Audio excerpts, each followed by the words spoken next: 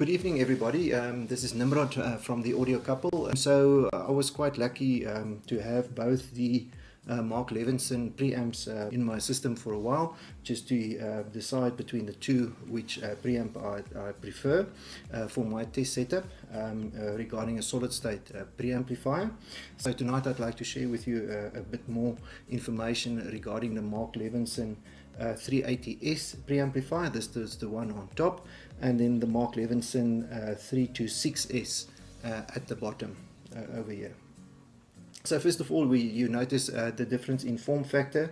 So the 380S, a smaller form factor, and that was basically, let's call it my legacy design that fitted also the reference series DACs and transport that Mark Levinson had way back in the late 90s. That, of course, we all know it's the legendary 30.6 DAC that Mark Levinson produced, and the form factor is very similar to those reference products that they produced in those years. A more recent preamplifier, of course, is the 326S preamplifier, and yes, and then of course it's got the full let's call it my 430 millimeters wide form factor, and of course it will match the latest generation of power amplifiers from Mark Levinson as well, or if we can say the 5 series preamplifier. In the case here it's the 533H power amplifier. So actually quite a good match if you just look at the form factor between the two. So maybe a bit more about the actual preamplifiers. Yeah, of course they are fully balanced designs, both of them, and then I must say quite upmarket look and feel, and very decent. And at the time a lot of people would have told you, audiophiles, that one of them or either one of them is actually part of the Holy Grail. So yeah, so from a solid state design, excellent design, and overall appeal, quite good products. But I think all of you is eager to know, you know, how's the sound signature and that type of thing. So if we can start maybe with the 326S, a very detailed preamplifier, a very good soundstage. Let's call it the main singer will typically be in the center of the soundstage. If it's recorded as such, it will actually convey it as such, and then the background singers will be nicely, let's say, panned back into the background, and this preamplifier is just exemplary if it comes to the sound stage. And then a lot of detail retrieval as well. Unbelievable how much detail it reveals in the recordings. It's just excellent, especially big orchestral movements or orchestral music. It just it's unbelievable the amount of detail that it produces. In general, it's a bit more neutral, the sound overall, very neutral, I would say, signature, if you compare that to the 380S. So the 380S, of course, is slightly more on the warmer side of neutral, and then the soundstage is slightly recessed, so it's not as prominent or let's call it focused as on the 326S. It's a bit retracted, but still it contains a lot of the musical information. It's also maybe not as detailed. You can't distinguish the detail as good as on the other preamp, but the overall sound signature is very pleasant. So it's almost to say that if you have to decide between the two, I think the 380S will be more of a hard decision, you know, quite musical, etc. But the 326, if you choose that preamplifier, it will be more of a mind decision, just because it reveals such a lot of information in the actual recording. We actually spent a lot of time tonight auditioning these two preamplifiers, and I decided to actually bring up the Mark Levinson and reconnect them to the two big Dantec loudspeakers. It was an excellent match. Quality from this Mark Levinson power amplifier is also excellent, and so for me still, I can't make up my mind between the two. It's very difficult which one to choose. So yeah, good luck to me for on that decision. So I thought it would be good to share my experience with you. This, let's call it my preamp shootout. Maybe a bit more detailed about the setup. I actually used the Benchmark DAC 3 as the DAC, and I played back some content from my laptop, and I'm streaming content, typical from Tidal, the master quality cuts. Both these two components were looked after quite well. They're in excellent condition.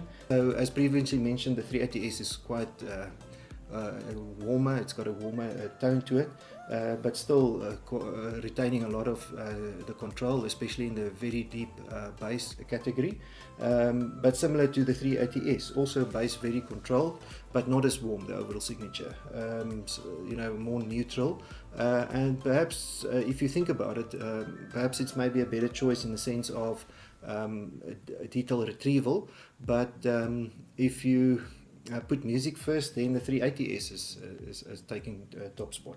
So very difficult decision. Both of these two preamplifiers still very good, and it's a tough decision. But guys, yeah, this was me. I didn't want to make a long story because I just wanted to share my experience with you, and that I think I'm quite fortunate to have both these two preamplifiers in my system, and had the opportunity to listen to them again, and yeah, excellent product. So if you notice some of these in the market, yeah, look, it is excellent. If you're into a solid state preamplifier, I can also definitely recommend either one of the two.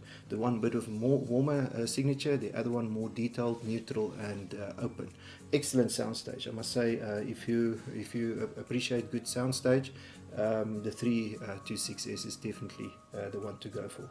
If you want a bit more of a recessed sound, the total sound field a bit more recessed, not as up front, but still a lot of deep bass control, yes, then the 380S is your preamplifier. Just some interesting thing, in my opinion, a preamplifier should have a high input impedance for the inputs, for both RCA or single inputs and XLR balanced inputs. So if you have a very high input impedance, it will be beneficial, and then a very low output impedance. Typically, I would say my recommendation is below 50 ohms if it's a solid state design. So just for interest sake, the 380S has got a output impedance of 6 ohms or less that they state in the specifications, and the 326S got a 10 ohm or less output impedance, which, if you think about it, is quite also significant for a preamplifier. It's not the everyday preamplifier that will have that type of output impedance, and you can actually hear it in the way that they have this very low bass control. So if there's a lot of low bass content in the music, they really will reproduce it, and if your loudspeakers is capable of reproducing very low bass, they'll just take the low bass to a new level. It's really something to behold. But yes, I can ramble on all night, guys, so I just wanted to share with you this opportunity that I had to audition these two marvelous preamplifiers in my system, and I enjoyed it thoroughly just to listen to both of these. And it's very difficult to make a decision between the two. It's not an easy decision. Yeah, so okay, Teresa, we basically spent a lot of time this evening auditioning these two preamplifiers. So what was your impression? Which one really spoke to you? No, both of them quite good. Yeah. Oh, both of them quite good. No, I agree. I think both of them are actually quite good. And like I explained earlier, it's quite a difficult decision. Maybe just some additional thing that I wanted to share with you as well is that I noticed actually in the supply documentation of the 380S, they spoke and they promoted the Mark Levinson gel interconnects that they spoke about, the balanced interconnects. And when I actually looked at my arsenal of cables, I actually have the gel balanced interconnects. But yes, and I have the original cable, which I'm quite proud of, and I actually used it between the preamplifier and the Mark Levinson 533H power amplifier. And of course, I only used 2 of the 3 channels for the big loudspeakers over here. And typically in my surround setup, I actually use it for the 2 main loudspeakers in the surround setup, and then of course the center channel for the center speaker. But yeah, guys, yeah, that's basically it. And thank you for Teresa for just being there with me. and auditioning these two preamplifiers. It's quite a difficult decision. I think we've been listening to music right through the weekend, and it's now already Tuesday evening, so we still can't really decide, but I have to make a decision between the two. And the purpose for the audition is to basically have one of these two preamplifiers in my test setup, to also have a good reference if you listen to solid state preamplifiers, because you guys will notice that I actually use the Freya Plus preamplifier as part of my test setup. And the reason for that being is a very cost-effective preamplifier. But to be fair, you always have to also connect a solid-state preamplifier in the test setup, and I think I'm going to use one of these two preamplifiers also in my test setup. So that's us, the audio couple. And perhaps soon I'll share with you my decision, and thank you that I was able to share this with you guys. Thank you again for making time to look at our videos. If you like this video, give it a thumbs up. If you want to see more of our videos, subscribe and hit the bell for notifications. But that's us then, the audio couple, Nimrod and Teresa, signing off. Cheers.